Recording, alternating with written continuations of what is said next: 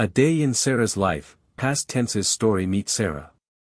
She is a 15-year-old student. Let's follow her yesterday and see how she used past tenses. Past simple tense, completed actions in the past. Yesterday, Sara woke up early in the morning. She brushed her teeth and ate her breakfast. She went to school by bus. She studied English, maths, and science. She played badminton after school. She read a storybook before going to bed. Past continuous tense, actions happening at a specific time in the past. At 9 o'clock, Sara was sitting in her classroom.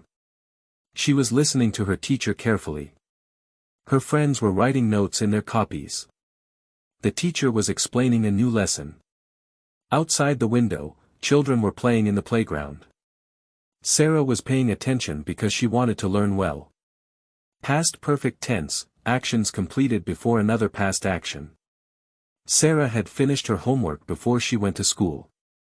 She had learned many new words before the exam started.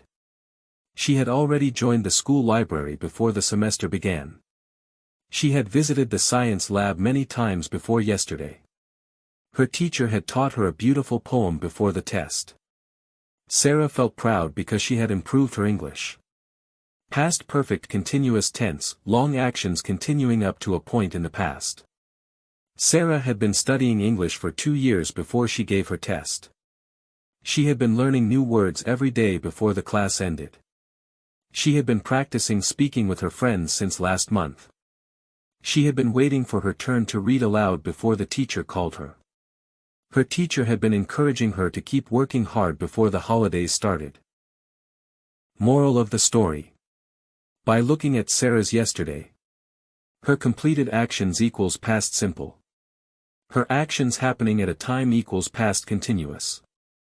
Her earlier completed actions equals past perfect. Her long actions continuing until a point equals past perfect continuous. Moral: the past teaches us lessons. By practicing past tenses, we can tell stories clearly and understand our experiences better.